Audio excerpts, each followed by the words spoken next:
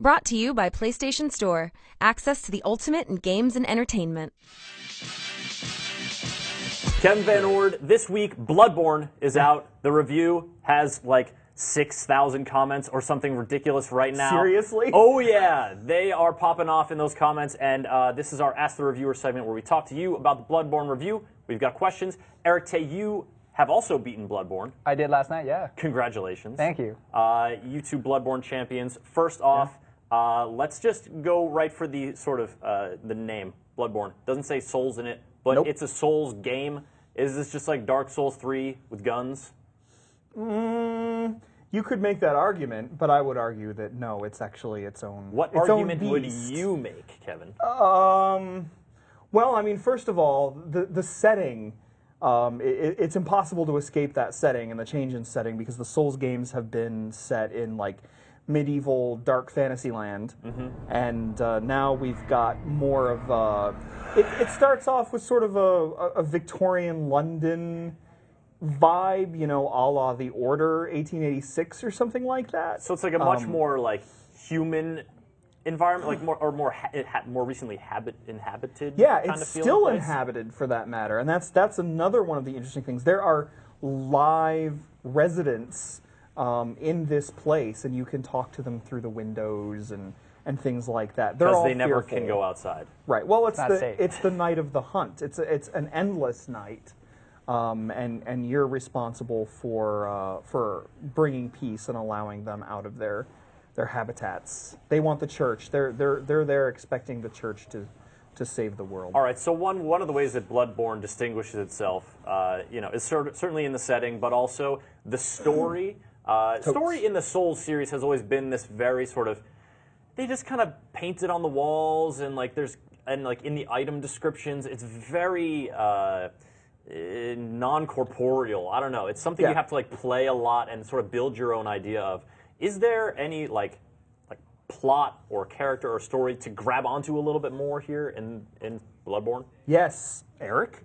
I mean, like I don't want to dominate the conversation. It's fine. Like I feel like actually you probably would be better to talk about the story only because I found myself the way I play games is how I got lost in this game was because I didn't pay close enough attention to the story. But I will say, lost in the game, like disoriented, didn't know where you were gonna go, not like totally immersed and lost track of the passage of time. A little bit of both. I mean, I was so elated from beating the boss, I didn't pay full attention to like a cinematic or something after that kind of gives you hints about what the story is doing and like where you should go next or who you might see next and those kind of little subtle things.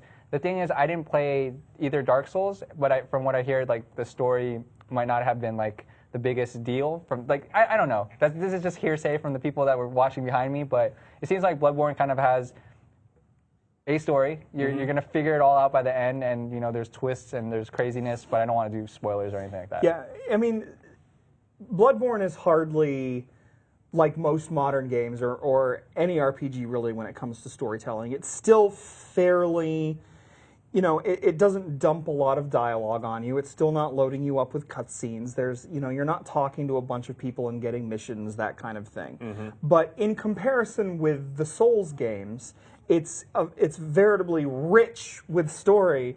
Most of it coming from environmental cues and things like that. And a lot of it, just through sort of the arc that you take. And I'm trying very hard not to give anything away here. We appreciate your efforts. I'm not going to spoil anything.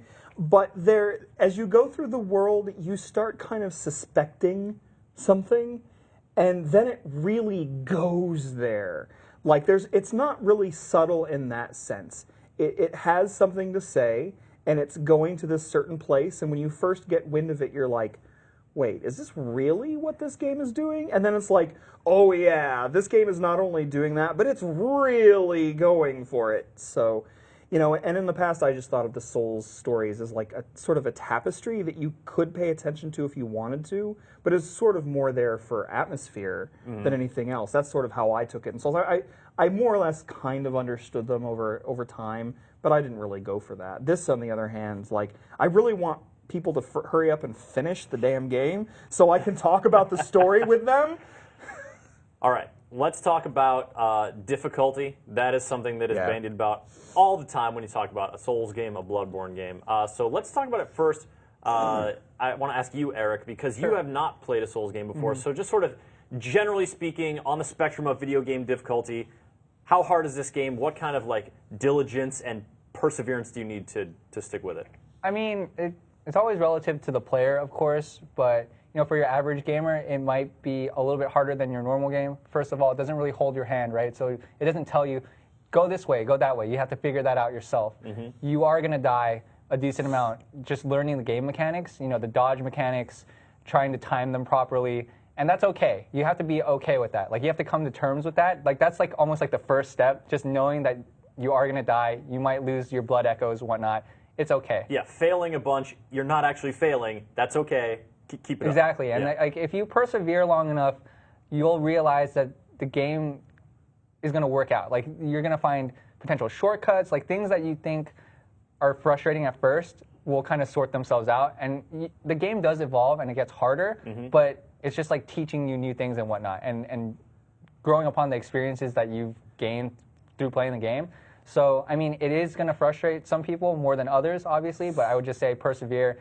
I found it really fun. And, like, sometimes, like, I wanted to pull my hair out, but when you beat the boss, when you beat the boss and you finally beat the boss, you feel so good because, some of them are really epic fights, and you're just like, oh, thank God I finally killed him. The boss of many, many bosses. Kevin, let's place it on a spectrum within its predecessors, or spiritual predecessors, the Souls games. Sure.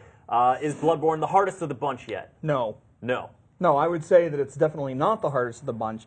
I mean, I would say that on the hierarchy, I'm sort of torn on whether Demon Souls or Dark Souls is actually harder. Okay. I think they're both tough. I would say probably Demon Souls is probably a little harder than Dark Souls. All right. But then I would say Dark Souls 2 is definitely not as hard as Dark Souls.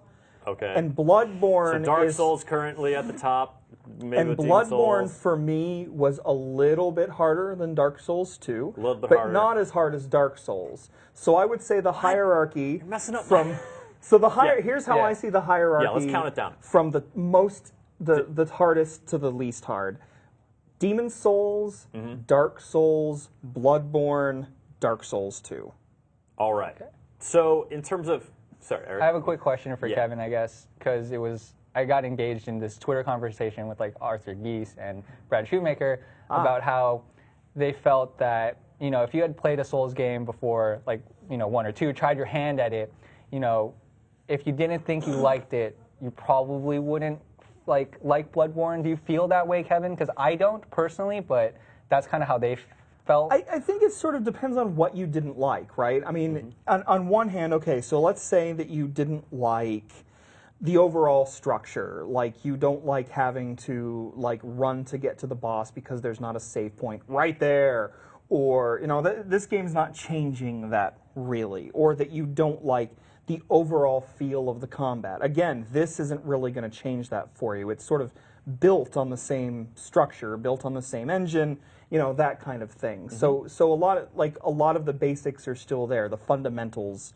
sort of sit down at the bottom of things, buoying everything else up. But on the other hand, let's say you didn't like it because you didn't feel it was mobile enough, or you felt like this is pretty mobile what I'm looking at on the screen. Mobile, you mean like... Watch me die at the end of this. Like nimble, like you I'm felt going to the Souls die. games were too plodding. Yes, if you really wanted things to be mobile, like this helps that along. Like a lot of there are mobile enemies in Dark Souls and Demon Souls, but for the most part, they just kind of stand around waiting for you to trigger their AI, Right. and then when that happens, then you engage. In this, enemies have some behaviors. They patrol. They'll pursue maybe further than you expect. Right, so the repetition is still there, and if that's something that you didn't like, if you were just basically against the entire idea of try and try again until you get it right or you're powerful enough to succeed, there's no real difference here. But the difference comes in the fact that it's not exactly the same every time, in the sense that this quartet of enemies might be in a different place because you're timing a little differently or something. All right. So I would say it's more accessible in the sense that it's got a story you can kind of better understand. It's maybe got a world that you can better relate to, but yeah, you still have to kind of forget what you know about other games coming into this and learn a new way of thinking and a new set of rules. All right. Speaking of the world, just a real quick one. It looks like really gray and just black a lot when I look at footage of it. Sometimes. Do you guys feel that way playing it? Like, is it just like it's dull dark. It's colors? meant to be dark. Sure, but is there life in there? It's or- ever changing. But there's a thing that yeah. happens, okay? And I tried to avoid All right, us all right, putting all right. stuff Let's into footage. Let's not get too far into there. But there are things that happen. The world does change. Okay.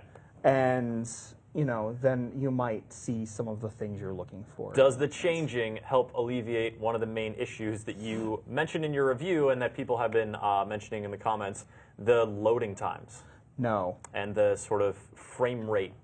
I mean, the frame rate troubles aren't nearly on Dark Souls level. Like, Blighttown and Dark Souls was... I was very proud of something I wrote in the review, actually. There is a blight on this town. Hopefully somebody picked up on that. But Yeah, anyway, that was really subtle, Kevin. Thank you. Not good. But anyway, it's not... The frame rate stuff, not so bad. Occasionally, especially when you play co-op. You know, that can kind of take a little bit of a hit when there's a lot going on. The load times, though... But devs have come out, I think, and said that they're looking into the load times. They're working on a patch. Yeah, they are kind of long right now. I want to venture to say it's like 30 to 40 seconds. Like every time you die, or every time just you when die. you're traveling to Hub World? Both. Or... I think I don't know though. I feel like to Hunter's Dream is not that bad. It's usually a little but quick because there's not as there's much to load in memory. But Hunter's Dream, So- the Hub World to the main world, that's like a 30 to 40 seconds. Okay. Like every time. So it's you like just that use that Destiny to like factor almost. do some meditative breathing. Yeah, or Maybe. like Okay, I'm gonna use the prepare myself. bathroom, get some coffee, get a drink, Time to go stand poop. up, It's stretch, another maybe Bloodborne. You do guys some jumping you guys jacks. do all of these tasks with remarkable speed. But 30 to 40 I, seconds. I will say I don't think it would have been a big deal. Dark Souls 2, well, in Dark Souls 1 you could do this once you got a certain item. In Dark Souls 2 you could just do this from the beginning, which is like move from bonfire to bonfire. I think that would have, like that kind of system, if you could move from lamp to lamp, rather than having to go all the way back to the hub and then choose where you want to go, which is the same thing. There's just 2 steps instead of 1, right? Like they could have alleviated that by not making me have to deal with 2 loading screens every time I wanted to go to a different area. They could have just, you know, let me go from one lamp to the other. But that's sort of like a contributing factor. Like maybe I wouldn't care about the loading time so much if you put in like this little thing that could have, you know, mitigated the issue. So wait for the patch or get Bloodborne now. It's a 9 out of 10. Well, get it now. Yeah. Now for sure, because like even Giancarlo brought something up, right? Now is when everyone's experimenting, and now is when everyone's going to have like the most excitement and the most kind of talking to each other about like, this is how I'm doing it, this is how I'm doing it, and then you kind of get to bounce off ideas instead of like a month later, it's like, this is the de facto, you need to do this. Yeah, everybody will figure out like where do you go to get to the secret area and the optional bosses and blah, blah, blah. This is the fun time when you get to kind of discover that. Later on, everybody's going to know there will be guides everywhere and whatever. So, you know, do it now. All right. When the population's really high, you can co-op, you can PvP. The population is high in Bloodborne. Kevin Van Ord, Eric Tay, thank you so much for coming on. Talking about that game, folks, be sure to read Kevin's review and watch it on GameSpot. And also, if you're looking to get started, we've got a bunch of tip videos and just quick little guides on ways to maneuver in Bloodborne for best success murder times up on the site.